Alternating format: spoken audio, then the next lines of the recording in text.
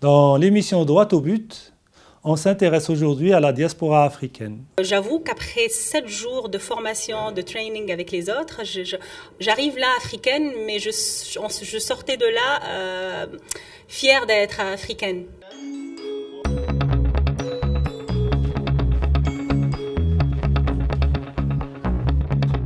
Un premier événement du genre s'est organisé à l'Assemblée générale d'Adine, African Diaspora Youth Network in Europe. Il s'agit d'un séminaire médias et inclusion. C'est un séminaire destiné aux jeunes leaders de la diaspora africaine vivant en Europe.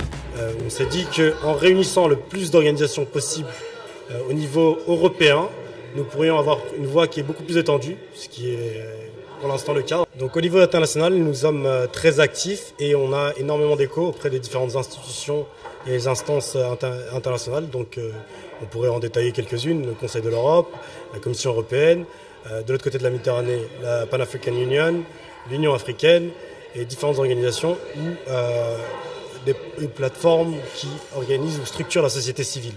Mais dans tout ceci, nous trouvons des organes de l'ONU, sous différents aspects, parce que nous on traite donc de la diaspora africaine, donc ça touche aussi bien les différentes diasporas, les réfugiés, le statut social des immigrés et des minorités. Il s'avère que nous sommes beaucoup plus outillés, nous la diaspora africaine vivant en Europe, pour comprendre donc les sociétés africaines et les sociétés européennes. Je suis membre aussi de l'FNJ, c'était la National Youth Council de l'Italie qui s'occupe de la politique de la jeunesse et donc je suis aussi membre de l'FNJ et je suis la représentante de d'Adine Italie, l'African Diaspora Youth Network. Et le but d'Adine, c'est de donner voix à ces jeunes africaines et de renforcer la coopération entre l'Europe et l'Afrique.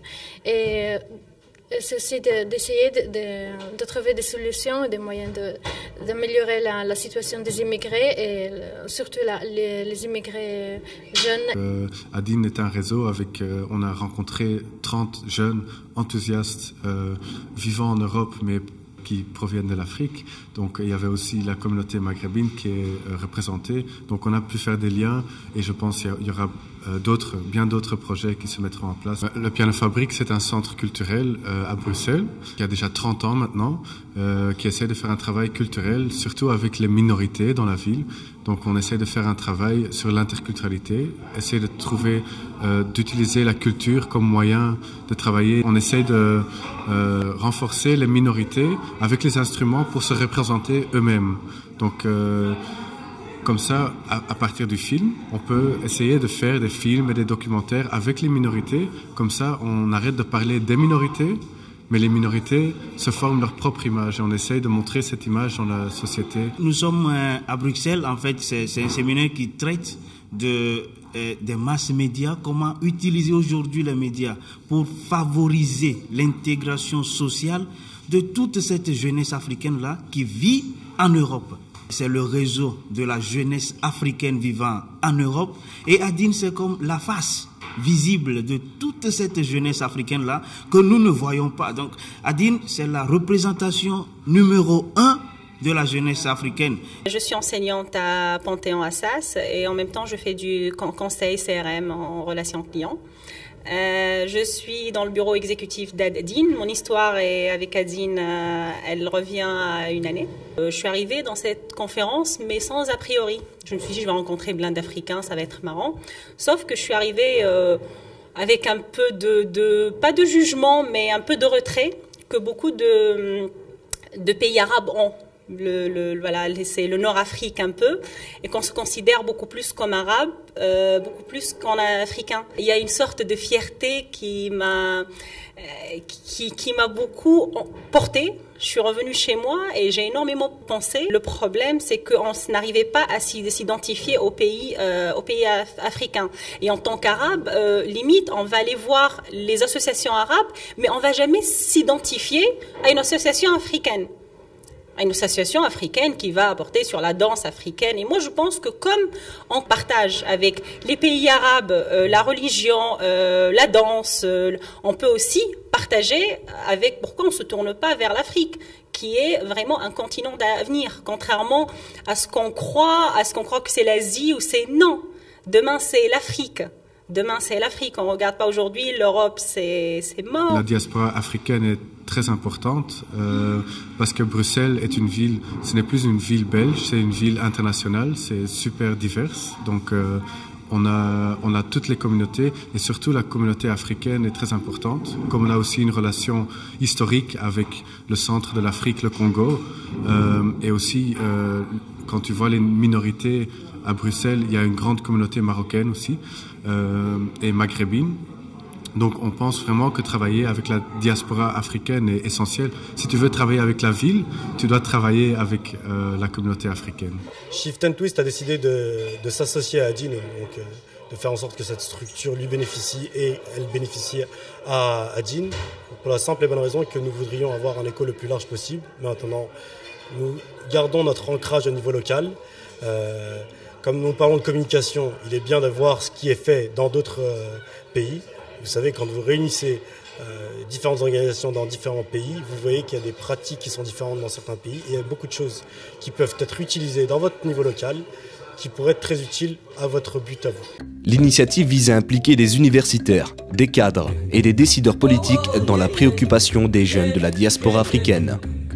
Les organisateurs ont mis l'accent sur la citoyenneté, l'identité et les spécificités de ces populations. C'est une plateforme pour la diaspora africaine en Europe qui travaille sur le développement en Afrique, sur les projets de développement en Afrique.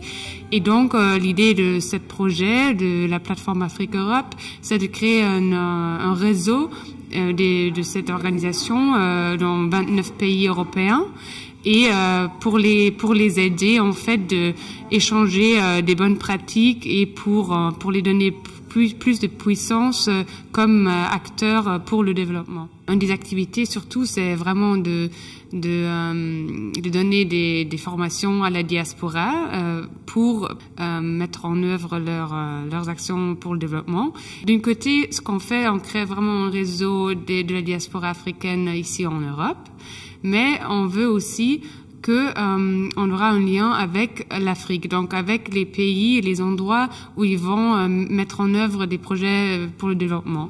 Et donc, on va avoir des missions aux pays pilotes. Les pays pilotes du projet, ce sont 5 pays en Afrique. Pour le nord de l'Afrique, c'est le Maroc, l'ouest, c'est le Sénégal, le sud, c'est l'Angola, le centre, c'est le Cameroun et l'est, c'est l'Éthiopie.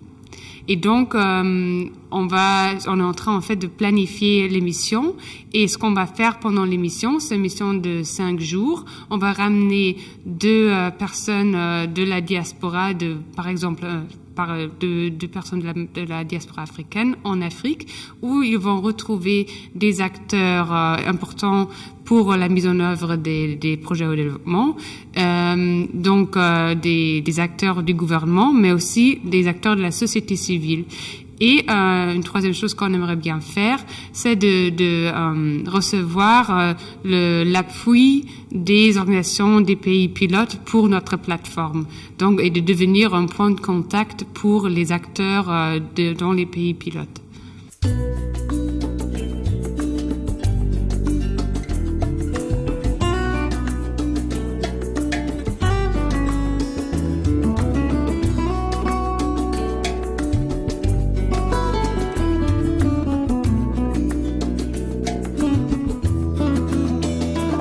La TMF par rapport à Adine, c'est vraiment de porter des projets, notamment la TMF, elle travaille en étroite collaboration avec des associations locales au Maghreb, donc au Maroc, en Algérie et en Tunisie. Et ce qu'on voudrait, c'est qu'on ait le support et l'expertise d'Adine à l'échelle européenne pour pouvoir mettre en place justement des projets dans ce sens-là pour aider la jeunesse africaine. Au bord de Méditerranée, on a des coopérations nord-sud, mais on est africain. Donc moi je serai de plus en plus contente avec Adine d'emmener des jeunes dans nos formations, d'en parler autour de nous, d'avoir une force. Pourquoi pas demain qu'elle devienne une force qui porte une voix politique, parce qu'une voix de la société civile qui va aller voir les politiciens pour dire voilà les demandes des jeunes Africains qui vivent en Europe. Parce que les jeunes Africains qui vivent en Europe, et je suis désolée de le dire aussi bêtement ou aussi, on n'est pas que des jobless, on n'est pas que des gens qui n'ont pas de travail et qu'on est le problème de tous les maux de l'Europe. C'est le discours qui est dit par la droite dans toute l'Europe. Alors que non, c'est le temps de montrer le nouveau visage de l'Afrique et le vrai visage de l'Afrique. On a des médecins, on a des professeurs, on a allé voir dans les universités européennes et aller voir le nombre de profs étrangers. Dans la recherche, aller voir le nombre d'articles qui est produit dans ces sociétés. Et moi, je crois à cette force. Parce que je crois aussi que tout passe par l'éducation. J'ai participé à cette rencontre-là où on voit plus de 400 jeunes venus de plusieurs points de l'Europe. Et en même temps, tu vois des jeunes qui se réunissent et qui sont prêts, ils sont là à discuter. Et tu te dis que non, ces gens-là, ce sont les futurs leaders des Nations Unies. À partir de ça, nous allons représenter Adine en Espagne. Pour le Maroc, l'idée, c'était aussi d'avoir un acteur qui est déjà bien, a un lien très, très bon avec leur diaspora et de aussi prendre ça comme une bonne pratique et de pouvoir le répliquer pour d'autres pays pilotes qui n'ont pas encore ce lien très fort avec leur diaspora. Et également, on voulait aussi avoir des pays où on parle des langues différentes. Ça veut dire qu'on a des pays plutôt francophones, des pays anglophones et aussi avec l'Angola, un pays lusophone.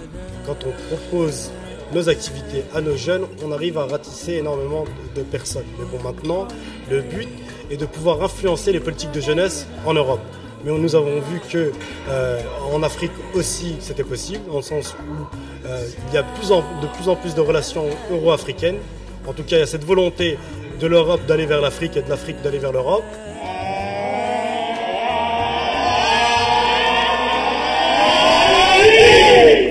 Merci de nous avoir suivis. À très bientôt.